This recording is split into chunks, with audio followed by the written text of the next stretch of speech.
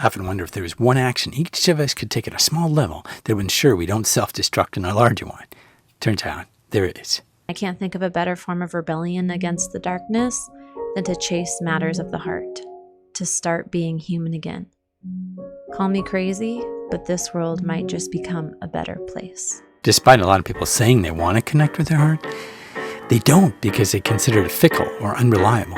Yet the heart bypasses the ego, offering up choices unfettered by manipulations of the mind. The discovery of 40,000 specialized cells in the human heart changed the way we think about the heart forever. These are sensory neurites. They're essentially brain-like cells, but they're not in the brain. They're in the heart. They think, remember, and learn independently of the brain in our head. And one of the ways that independence occurs is our heart doesn't work through the filters of the ego. Now with the mind, given the right stats and selective information, you can prove just about anything you want.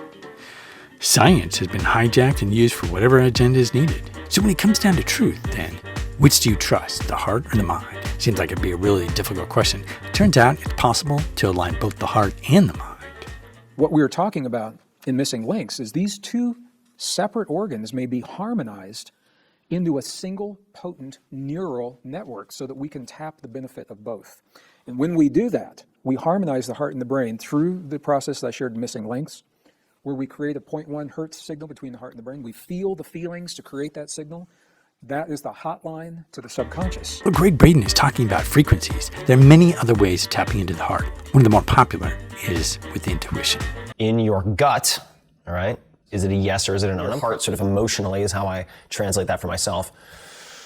Are you emotionally in or are you emotionally withdrawn? If it is yes, yes, yes, that is a whole body yes and you should do it. If it is anything less than that, if it's a no on any of those parameters, then the blanket answer is no. Unlike the mind, which is very loud and insistent, the heart often whispers the truth, making it easier to ignore unless we are attentive and aware. In fact, many don't even realize that the planet and nature itself has its own heartbeat. Now, I believe the more people will practice heart-brain coherence, the more aligned we'll be collectively and come together and change the course of everything. Yet, instead of this being like a sweeping huge change, it's more connection and seeking to understand each other instead of stuffing each other into label boxes so we don't have to expend energy understanding it all.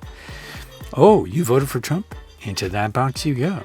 Once we start bridging with the heart in small ways, it helps towards a collective tipping point, where instead of so easily putting down the person you just met because they fit into one of your boxes, your mind is open and we start to understand each other outside of all that.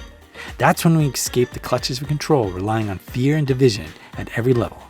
And that's when we win. Hey, if you want to create video and not be in front of the camera, one of the things you can do is basically use footage like I used in this video. And there's a link below in the description where you can get 2 months free. I get 2 months, you get 2 months. It's kind of a cool deal. So check that down below. And if you found this video helpful, be sure to give it a like. Thanks a lot for watching, and I'll see you next time.